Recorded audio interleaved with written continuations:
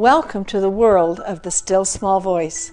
How excited and how privileged I am to be able to be here in Israel and speak to you right in your very own living room, or perhaps your kitchen where you're preparing supper, or maybe in your bedroom.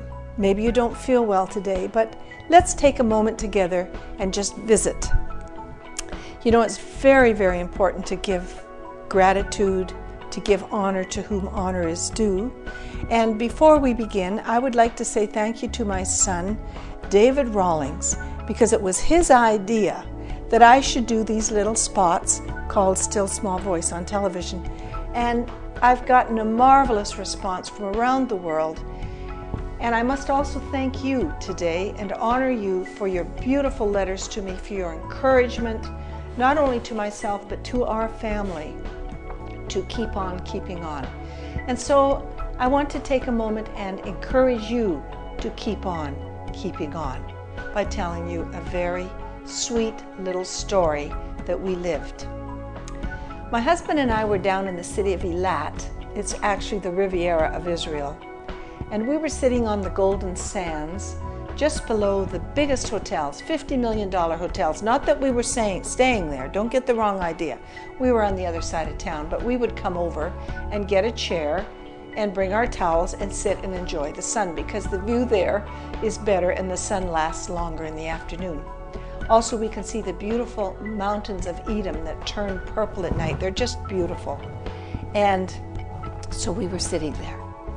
And here on this very busy beach, filled with Jews from all over the world, and tourists also, is a little mama, a little grandma.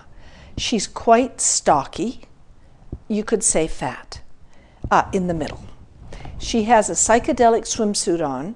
She has her hair dyed red with henna and it's tied up in a red kerchief.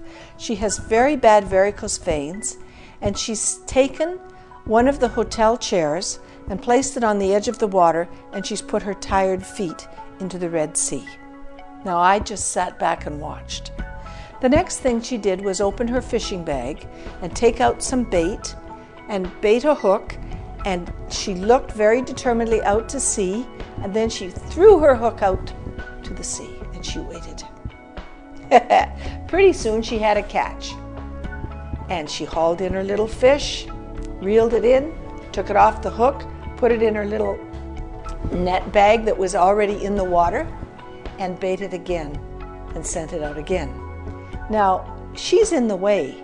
She is sitting on the edge of the sea where people love to walk up and down. Everyone swimming or walking had to move around her so they didn't hit her fishing line or they didn't come in contact with her chair. I didn't hear one complaint. Everybody was amused. I think they were more than amused. I think they were quite touched by this lady's chutzpah. And chutzpah, you could say in Hebrew, means courage, or the ability to speak up, or just to be bold. And she was very bold. Well, as the sun began to set and turn the sea gold and the mountains purple and velvet, beautiful, her time of fishing had ended. And I wanted to speak with her, so I went over and we began to talk.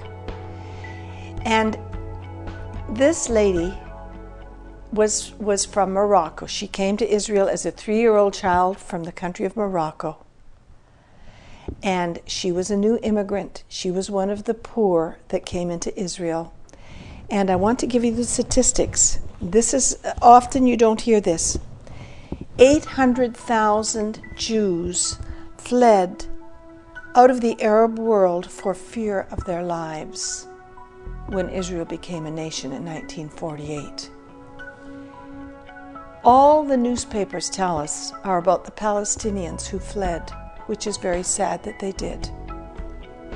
But nobody tells you about the Jews who were driven out, whose lands were confiscated, whose bank accounts were closed, whose houses and everything they owned was taken. But she was one of those 800,000, and they left with just their clothes on their backs, leaving everything behind, as the prophets had written that they would come. And here's what the prophets wrote. This is Jeremiah 31, 8, 9b, and 10b. A great throng shall come there. They shall come with weeping, and with supplications I will lead them. For I am a father to Israel. He who scattered Israel will also gather him. She was a survivor. Her family had found shelter here in a very poor nation. Israel was only 600,000 people when she was created. And this lady came in and lived many years in an army tent. I can just picture her as a little girl hanging on to the folds of her mother's dress, her hair burned yellow in the sun, although she's dark. And I can also picture her mother, for they lived in a camp near the ocean, going down to the sea in the morning or in the evening to fish for the family's supper. I could see that. And so we had a little chat, and I was blessed by her. I was enriched by her. Why? Because this lady knew who she was. She didn't have to apologize to anyone for her wrinkles, her psychedelic swimsuit, her tummy, her varicose veins, her lack of English, because she was at home with herself. And wherever you are today, I want to encourage you to be at home inside of yourself. For if you are not at home there, you cannot be at home anywhere on the planet. If you're sick, take a moment and consider the stress that you've been dealing with and why your body has perhaps caved in at this point. If you're in your kitchen and you're really busy and you've got the kids coming in, take a moment and maybe give thanks for your life and put something into your children at supper time more than just food. And if you're in your living room and you're a senior citizen, take a moment, think over your life. Are you at home with who you are? That's so important. Are people at home when they come to you? That's such a secret. I want to just encourage you to listen today. I'm not going to tell you to do this or to do that, but just to listen and to be still. David was one of the greatest people who ever lived. David was so vulnerable, so weak, so poor, so rejected by his family. We can talk about that another time. But David wrote such amazing words. Maybe you should write a little bit.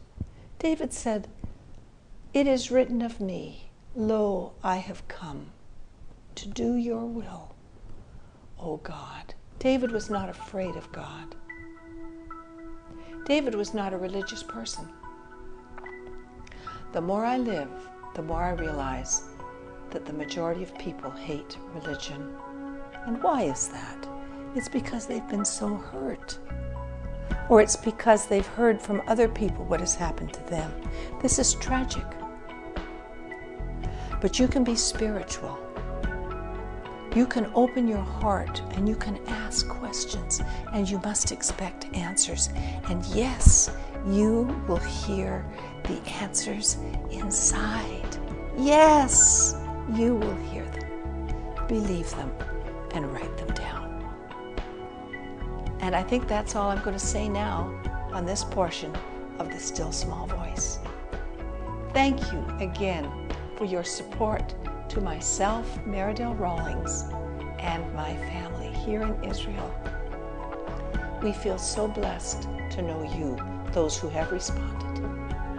And we love our lives. And we love our children, and we love our grandchildren. And that's because my husband and I are at home